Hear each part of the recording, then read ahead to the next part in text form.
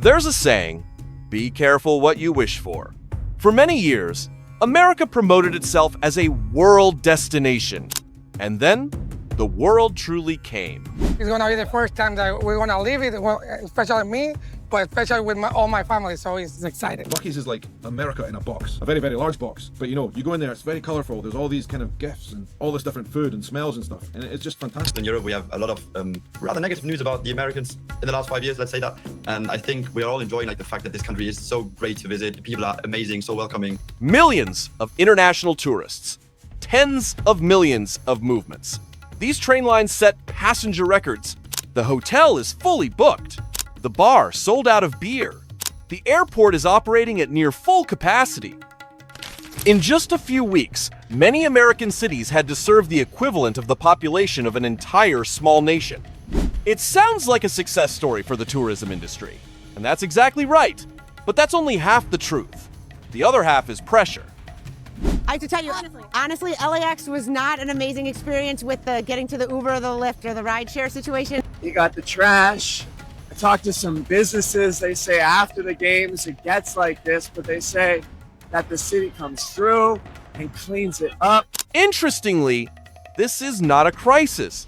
It is a consequence of success. But sometimes, success can also expose a nation's own limitations. In the next few minutes, we'll travel through 10 cities under the greatest pressure from this unprecedented wave of tourism to discover why a shower of money sometimes comes with bills nobody wants to receive. That's paradoxical, isn't it? When people think of places that have benefited from the wave of international tourism, they often think of New York, Los Angeles, or Miami. But this summer, a city of fewer than 320,000 people called Greensboro, North Carolina, unexpectedly appeared on the world map in a way no one had predicted. It's not because of a new skyscraper, nor because of the opening of an amusement park, but because the Norwegian national team chose this place as their headquarters during the World Cup. Within just a few days, local cafes were displaying Norwegian flags, bars were covered in red, white, and blue, and the national flag of a country more than 6,000 kilometers away appeared on the porches of many houses. Greensboro is like a town taking a nap when suddenly the World Cup knocks on your door and says, "Congratulations, today you are part of Europe." It's worth noting that the pressure doesn't come from millions of tourists flocking in at once, but from the world suddenly paying attention to a place accustomed to a slow pace of life. According to several local sources, more than 20,000 people have registered for tickets to the Norwegian national team's open training session, although only a small fraction of the tickets have been issued. That number is enough to surprise many professional sporting events.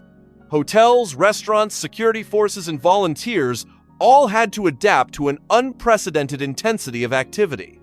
The test here isn't population size, but the ability of a small city to unexpectedly become the focus of international media attention. And perhaps that's what the World Cup inadvertently exposed. It's not just large cities that face pressure from the global tourism wave. What's even more interesting is that the people of Greensboro themselves changed with this event. A local barista even wears a Norwegian national team jersey to work every day. Sports venues quickly form new fan groups, and the hotel where the team stays prepares barbecue meals combined with the signature flounder to make the players feel at home. It's no longer simply a tourism service, but a way for a small community to proactively write its name on the world map. Perhaps this is also soft power that no advertising campaign can buy. If you're a Greensboro resident, would you feel proud that your city has suddenly become famous? Or would you feel pressured when your peaceful life changes after just a few weeks? Please share your thoughts in the comments. And if you enjoy the less discussed perspectives on America behind global events, don't forget to hit like and subscribe so you don't miss the more exciting parts ahead. Because Greensboro is just the beginning. The next city will show that as international fan bases grow to tens of thousands, even something that seems readily available in America can become scarce. Beer.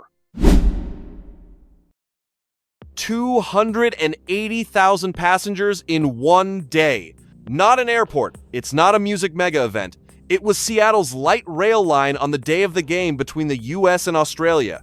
This number not only sets a new record for the sound transit system, but also surpasses the previous record by approximately 60,000 people.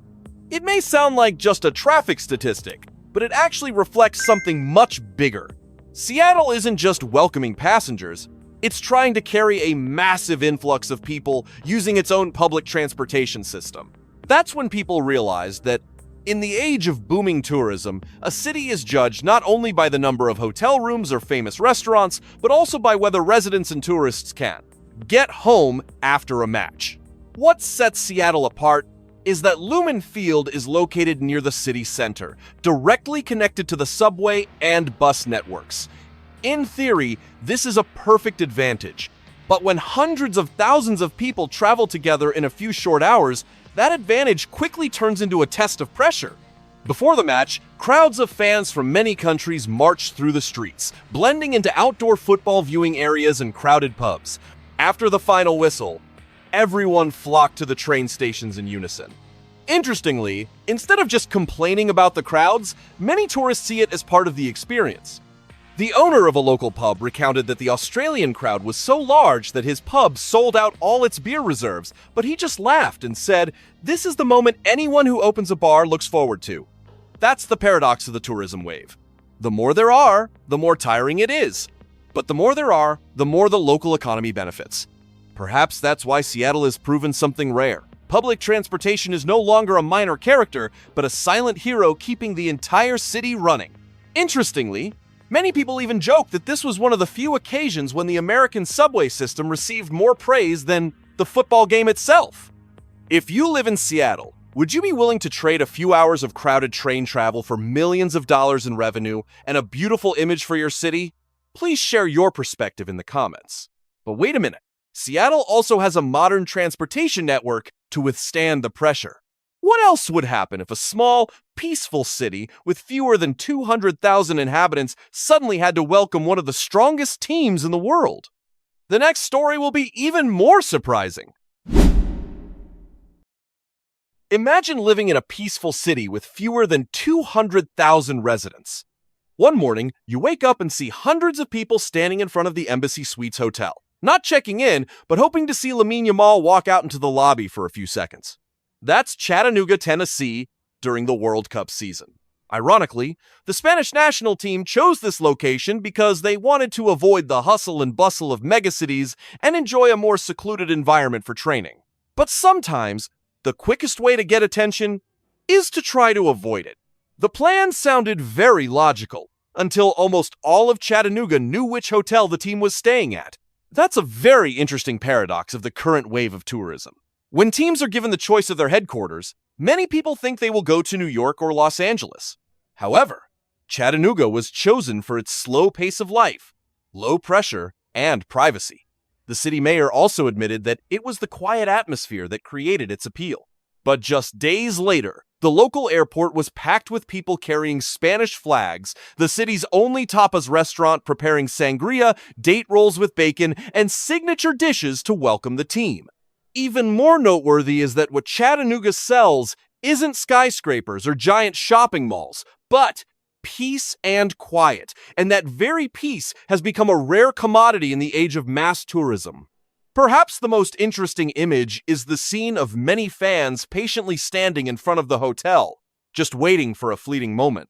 Locals have even given this activity a humorous name. Lamine watching, similar to watching migratory birds, only that the bird has tens of millions of followers on social media. The hotel even renovated an entertainment area with table tennis, billiards, game machines, and other amenities for the players to relax. A hotel manager once joked, "These are the most famous athletes in the world and we're doing their laundry." It sounds funny, but behind that statement lies months of preparation, hundreds of staff members, and an entire city working together to ensure everything runs smoothly. What do you think of how Chattanooga embraced this unexpected role? If your city were chosen as a base for a top-tier team, would you feel proud or anxious about having your daily life turned upside down? Please share your opinion in the comments section. And if you're enjoying exploring the hidden corners behind America's travel craze, don't forget to hit like and subscribe so you don't miss out on even more surprising stories. Because Chattanooga only faced the pressure of fame.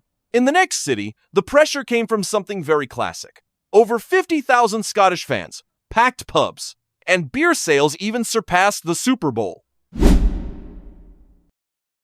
Boston once thought it understood what a St. John's Day was. Patrick's. Then the Scottish fans appeared. It sounds like a joke, but that's pretty much the general feeling of many locals during the World Cup season. In just a few days, around 50,000 Scottish fans flocked to Gillette Stadium, bringing bagpipes, Scottish flags, traditional songs, and an almost inexhaustible energy. Pubs, accustomed to busy nights, suddenly became packed from morning till night. Singing echoed from every street corner, and if you closed your eyes for a few seconds, you might think you were standing in the middle of Glasgow, not Boston. This was a very unusual type of occupation. No tanks, no fences, just beer, music, and handshakes between strangers. But behind that festive atmosphere lies an urban machine operating at full capacity. Many pubs in Boston recorded higher sales than both the Super Bowl and the St. John's Day holiday. Patrick's Day, something even longtime owners didn't think would happen. That's great news for the service industry. But every glass of beer sold also means another taxi has to operate, another hotel room is filled, another train has to carry passengers, and more long shifts for police, sanitation workers, or transport crews. That's the paradox of sports tourism. The more money a city makes, the more work the operating system behind it has to do. A vibrant nighttime economy didn't just appear out of nowhere. It was supported by thousands of people who rarely appeared on television screens. What's remarkable is that instead of seeing each other as strangers, the people of Boston and the Scottish fans quickly joined forces. They sang together in the streets, raised glasses together in pubs, and transformed the streets into a true street festival. There have even been proposals for a sister city relationship between Boston and Glasgow following that particular atmosphere. This proves that sometimes soft power doesn't come from speeches or international conferences, but starts with a song sung in a bar and an invitation. One more round, okay? But Boston still has one advantage. It's accustomed to crowded events. The next city was different. It's already a crowded place year-round, yet the World Cup still forces the entire system to reconsider a seemingly simple question: does one of America's most famous cities still have enough room to welcome the world? Perhaps the biggest paradox of this year's World Cup lies not on the pitch, but in New York itself. The city, once known for its bustling pace of life, never-ending footsteps, and cool demeanor, has suddenly become a place that many international tourists have to admit: American hospitality is even more wonderful than we imagined. That sounds contradictory, but sometimes New York is like a slightly grumpy uncle at a family party. He doesn't ask how you are, he doesn't laugh too much, but when the bill comes out, you discover when he started paying quietly. Interestingly, the World Cup didn't make New York more crowded in the conventional sense, as it's already one of the busiest tourist destinations in the world. The real pressure lies elsewhere. This city suddenly became a stage for millions of tourists to verify whether America in real life resembles the image they see in the media. And what they experienced turned out to be a surprising reversal. Norwegian fans sang traditional anthems through Times Square, then continued their rowing on the subway. Those videos went viral on social media, not because they were so strange, but because New Yorkers around them didn't seem bothered. Many people even stopped to film, cheer, and immerse themselves in the festive atmosphere. The wow is here. The city, known for its busy schedules, unexpectedly finds itself spending time with strangers. Not only that, many Scottish fans also reported being offered drinks, paid for meals, or enthusiastically given directions by locals. They also praised the police force and the transportation system, things that are usually only mentioned when an incident occurs. That doesn't mean New York has suddenly become a perfect city. The train lines remain crowded, the squares are still packed with people, and long lines in front of attractions are still a familiar sight. But it is precisely in this context of overload that the city has the opportunity to revamp a brand that has been with it for decades. Sometimes, a country's image isn't changed by multi-million-dollar promotional campaigns, but by an ordinary citizen willing to help a tourist find the right train. In your opinion, which is more persuasive, what we read online or what we experience firsthand when we arrive in a country? Share your thoughts in the comments. If you're enjoying exploring America behind the headlines, don't forget to like and subscribe, because there are even more surprises ahead. And New York is under a lot of image pressure. But in the next city, the pressure will be measured in very specific numbers. How to get around 15,000 people out of the stadium every hour without turning the entire transport system into a giant bottleneck. Over 100,000 people flocked to the FIFA Fan Festival in just 4 days. Approximately 30,000 maps were distributed free of charge. And the Broad Street Line train system has been upgraded to a capacity of approximately 15,000 passengers per hour. Those numbers show that Philadelphia is hosting more than just a sporting event. This city is coordinating an entire massive flow of people. Because when hundreds of thousands of tourists show up, the most important thing is no longer who scores, but how to get everyone to know where to go, what to eat, which train to board, and find a restroom before it's too late. Philadelphia was originally known as the City of Brotherly Love. City of Brotherhood. That sounds very romantic. But the World Cup season turned that name into a real test. A city cannot be hospitable solely through welcome signs. They had to prepare from the smallest things. Thousands of multilingual signposts, a team of volunteers, traffic police, train stations always on standby, and even Philly cheesesteak stalls operating almost non-stop. Interestingly, most tourists remember Philadelphia not for its overwhelming nature, but for its very ordinary experiences. They line up on the rocky steps, try the famous cheesesteak for the first time, take photos with locals, and share that what impresses them the most is the enthusiasm when being guided and helped. That's the wow factor of this city. Sometimes the travel experience isn't determined by billion-dollar constructions, but by a smiling volunteer who points you to the right train you need to take. That is something that cannot be measured by revenue, but it determines whether a tourist wants to return or not. Of course, the cost of hospitality is not small either. Each train packed with people, each hotel fully booked, or each street crowded requires almost perfect coordination between many departments. Philadelphia's success does not lie in the fact that the city does not face pressure, but in the way they turn pressure into a relatively smooth experience for most visitors. But Philadelphia still has an advantage. They are very well prepared. In the next position, we will go to Atlanta, a place famous for its southern hospitality, but also facing a tougher question. Is friendliness enough to withstand the pressure of millions of moves? Atlanta has long and a hospitality culture that has become a trademark. But this World Cup season, the city is not just hosting guests, the city is hosting the whole world. What is noteworthy is that hospitality is only half the story. MARTA reported that the number of passengers on event days increased from 1.2 to 3 times compared to regular days. And by the end of June, it had served approximately 1.7 million people attending the matches, fan festival, and related activities. To reduce risk, about 30 backup buses are always on standby during match days. Behind every welcoming smile for tourists is an entire operational system that must anticipate every scenario, because if just one link encounters a problem, the chain reaction will spread throughout the entire city. Atlanta is like a southern hostess inviting the whole world to dinner, only to suddenly realize that the dining table, which was once enough for the family, now has to accommodate thousands of guests. Southern hospitality is very real, but hospitality cannot drive buses, cannot open more lanes, and cannot make traffic disappear during rush hour. Perhaps that is the greatest lesson of the tourism boom. The appeal of a city is not only measured by the number of tourists it attracts, but also by its ability to help them leave conveniently. But Atlanta primarily sells hospitality. The next city sells something even stronger than a promotional campaign. A legend called Texas, where many visitors admit they come to watch football, but their first stop is a barbecue joint. There is a very interesting saying from an international tourist. We came to Texas to watch the World Cup, but the first stop was a barbecue joint. Just one sentence explains almost the entire allure of Texas.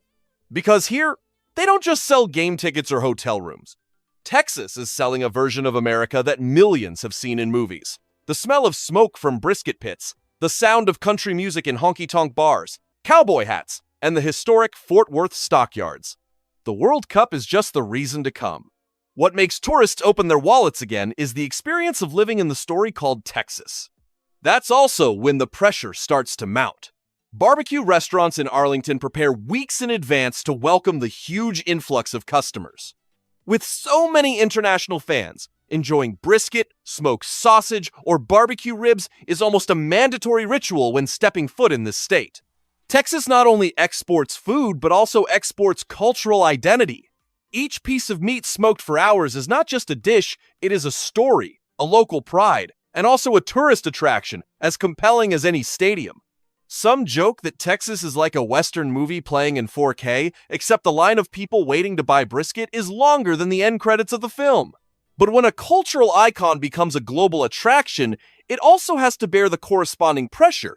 Restaurants have to increase their capacity, staff work continuously, amusement parks, country music venues, and historical sites are always crowded.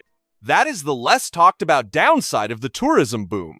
The more famous a place becomes, the more it has to play the lead role every day without the option to perform poorly. But Texas still has stadiums and cultural icons to attract visitors. In the next position, the paradox is even more interesting. A place that doesn't host the main match, but just the fan festival area alone is enough to make the entire transportation system operate at near full capacity. What would happen if there was no match happening right in front of you, but the whole city was still packed like on the day of the finals? That is the story of Los Angeles. At the Los Angeles Memorial Coliseum, where the FIFA Fan Festival is mainly held, and matches are broadcast live, the influx of people was so great that the number of ticket transactions at the subway station serving the area increased nearly sixfold compared to a normal Friday. Just one public viewing area is enough to create pressure equivalent to many major sporting events. That shows that the World Cup today is no longer confined to 90 minutes on the field. It is spread throughout the entire city. Los Angeles is known for being accustomed to crowds. This city has hosted the Oscars, the Super Bowl, massive concerts, and a series of international events. But the crowds of the World Cup are very different. They don't come to sit for a few hours and then leave. They have breakfast at cafes, line up to buy souvenirs, crowd into restaurants, flock to the fan festival, and then take the train or spill out onto the streets after each match. Just one side event alone is enough to pull a whole chain of services into full operation, from public transportation, hotels, to convenience stores around the area. Los Angeles is like a city that is too familiar with the Hollywood red carpet, but the World Cup brings a different kind of carpet. A carpet of people covering the platforms and sidewalks. Someone once jokingly said, "The crowd in Hollywood comes to be seen. The World Cup crowd comes to watch together." Sounds funny, but it's also very true. Fans don't need to be present in the stadium to make an impact on the entire city. Just a big screen, an exciting match, and tens of thousands of people cheering are enough to make the entire system change its rhythm of operation. Because if Los Angeles proves that an event outside the stadium can also heat up the entire city, then the number one position will show something even more surprising. A city once considered just a pass-through is now becoming the center of the world, forcing America to confront the biggest question about this unprecedented wave of tourism. For decades, when it comes to American tourism, most people will think of New York, Los Angeles, or Las Vegas. The central region of the United States is often labeled as flyover country, a place many people only see through the airplane window. But the World Cup has quietly redrawn that map. Suddenly, Kansas City became the training ground for major teams like Argentina, England, and the Netherlands, while thousands of international fans flocked to explore a part of America they had never thought to visit before. Interestingly, Kansas City is not trying to become New York or Los Angeles. The city just plays its own role well. Last May, the streetcar line was extended to the riverfront area, and on the day of the Argentina versus Algeria match, the system set a record with over 39,000 rides in a single day. That number might not be overwhelming when compared to megacities, but for Kansas City, it is a significant milestone. The pressure is not only present in the stadium, but also spreads to hotels, restaurants, public transportation, and even neighborhoods accustomed to a slower pace of life. Kansas City is like an ordinary middle-aged man suddenly invited onto the Super Bowl stage. A bit surprised, a bit nervous, but still trying to appear in the most polished suit. And perhaps that is the deepest meaning of this travel craze. The World Cup inadvertently proves that America is not just located on the two shores of the oceans. In the midst of that map, there are cities that were once underestimated, but are now capable of changing international tourists' perceptions. When the barbecue restaurants are packed with customers, the hotels are fully booked, and the streetcar lines are continuously filled with passengers, Kansas City is not just generating revenue. The city has also gained something more valuable: a place on the memory map of millions of tourists. The World Cup and an unprecedented wave of tourism have shown a very different America. Not only are there brightly lit stadiums and impressive revenue figures, but also small cities unexpectedly stepping onto the global stage, transportation systems operating at full capacity, and millions of encounters between people from all over the world. Perhaps the greatest success of this tourism boom lies not just in the number of visitors, but in the opportunity for America to be perceived through real experiences rather than preconceived notions. And what about you? If you had to choose one of the 10 cities just featured in the video, which one would you want to visit the most? And in your opinion, is this wave of tourism a golden opportunity, or is it putting too much pressure on the United States? Please share your opinions in the comments section, as I would love to read your perspectives. If you enjoy in-depth analysis videos about the economy, society, and untold stories behind America, don't forget to like, subscribe to the channel, and turn on notifications so you don't miss the next videos. The content in the video is compiled from public sources and reports, combined with analysis and commentary for informational and discussion purposes. Some data may change over time, and the opinions in the video do not represent any organization or agency. Thank you for watching until the end. See you in the next videos.